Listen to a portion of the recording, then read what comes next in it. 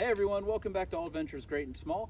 I have my Jeep Gladiator here today doing a quick update video on what changes I've made over the last few weeks as we continue to get ready to do this road trip. It's about 8,000 miles we're going to do over the course of about 2 months and visit several national parks across the US, and we'll be pretty much living out of the truck the whole time, so this is what we're doing. So just to start with what we have outside, I have a winch on the front of the truck. It's a Warren model 10,000 pound winch. That should be adequate for this truck, as well as pulling anybody out that we encounter along the way. I also have a rough country light bar up front, which is definitely puts out a huge amount of light. There's a lot of the places I could add lights to the truck, but for my purposes, less is more right now. I already feel like this truck is Tetrising up and into more and more, and it's kind of getting crazy. So I would like to lessen, if anything. Up on top, I have the Roam boxes. As you can see, they're 66-liter boxes. And then behind that is the Roof Nest Condor XL tent. Our traction boards are up on top of that. Of course, I got the smart cap over the bed of the truck. Up on the roof nest, I have with the crossbars. So now I have a 175 watt solar panel that's up on top. And that's so far sufficient to recharge our 2,000 watt Jackery that runs our fridge and keeps everything going. So that's been great so far in our testing and some of the overnights we've done. Looking on the driver's side of the truck, here is the Julka. It's a little tent that pops out. I won't set it up today, but I'll definitely do another video on it. It is kind of our shower tent, toilet tent, changing room, sort of everything. It does have a floor that you can deploy. It's like bamboo. It's really nice. It even has a water collection point and a drain that sends it off to the side. Really cool unit. That floor, when we take it with us, that goes behind and up in between the roof nest and then the two Roam boxes up on the roof. So let's get the back of the truck opened up so you can see what we're got going on back here. All right, so let's get the back opened up so you can see. So let's pull the bed slide out now.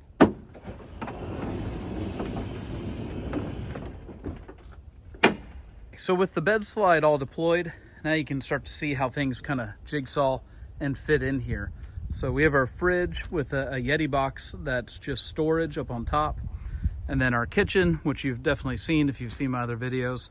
Coming around here, you can see where the heater is and then where the Jackery sits. Now I've installed LED lights, and there's a little on and off switch here, which you can't see, but the LEDs run along the back and then also inside. So once we pop this open, you'll be able to see there's now LED lighting. I've done, these are little strip lights that sit inside and really provide a lot of illumination to the back of the truck. So on the inside of the truck, I've tried to really utilize all available space. And so some of the things you'll see, I have a table that's in, I have our diesel can for our heater.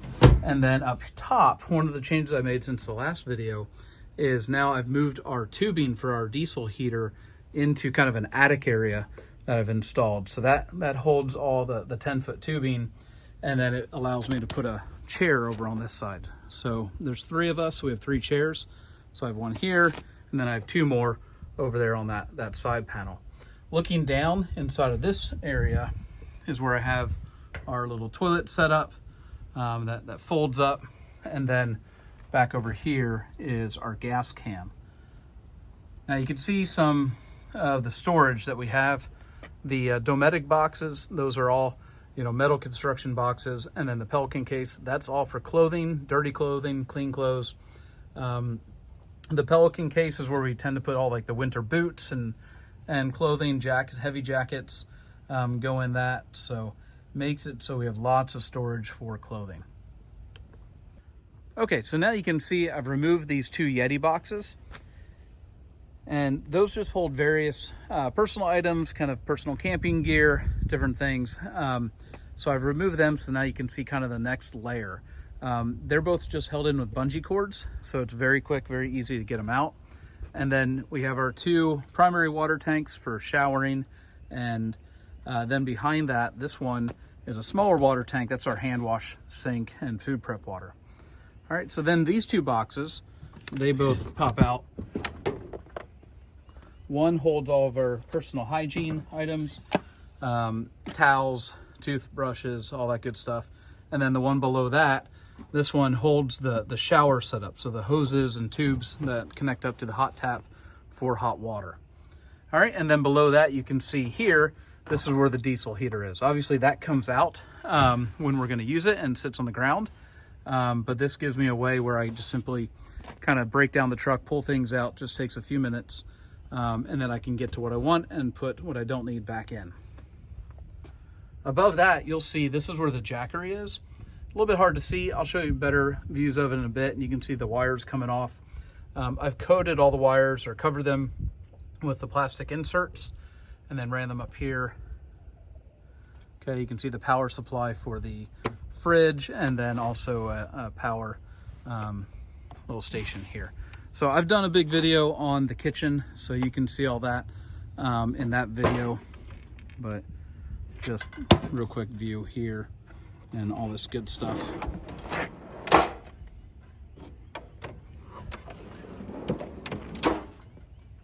Okay, so you can see the whole kitchen pulled out. You can see better how I've kind of organized everything.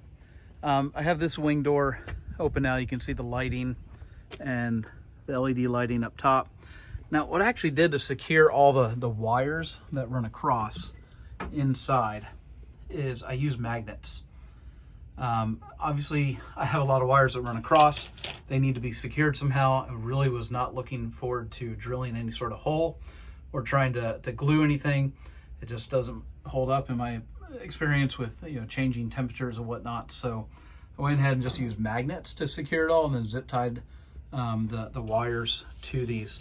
And so far it's just held up perfect. It's adjustable. If I ever take it off, it's really easy. So you can see another view here from back here of our storage boxes. So all right, so now I'm going to take you over and show you the jackery where the power supply is. So now here's a view of the truck where I've taken out the Pelican case. And the cool part is that Pelican case slides in and out really easily. It doesn't connect up here to the top or the bottom, and it just fits in this gap. And the reason why I went with the Dometic boxes, I did a lot of homework. I looked at all sorts of boxes, but these can fit through. Other boxes can't. So that's why I went with the Dometic ones, is they can fit through the door of the RSI Smart Cap. And so those are really, really easy. All right, so now you can see the back side of the jackery. And the cool part here is this guy sits right here, nice and easy. You can see, gives you the power information. Now I run, currently right now I have the oven hooked up, I have the fridge hooked up, and then I have this extension cord hooked up with our extra outlets. It's at 100%, and so I had the fridge typically running constantly. At the moment it's turned off, but with that running, it kind of the blended average every hour is like maybe 25 watts that it takes to run. And so with the 175 watt panel, it really doesn't draw down enough to actually pose an issue. And so it's been really great. When I'm running the diesel heater, that takes about 45 or 50 watts an hour to run that. So that can draw a bit more if I have the heater running all night, the fridge running 24/7, and then charging phones and different things. So yeah, it can definitely go through some power, but with this particular jackery, I can oscillate and select whether I'm charging between the solar panel on the roof or if I'm charging from the truck itself. So it gives me the option to do either one. So here's just another quick view of the back side where you can see all these boxes. So these boxes are just held in by bungee cords. So there's 4 of them, and then the Pelican case up on top, as you saw, and then you can see kind of the back side. So now that I have everything put back together, you can see how it all comes back in. It only takes just a few seconds to pull it all apart.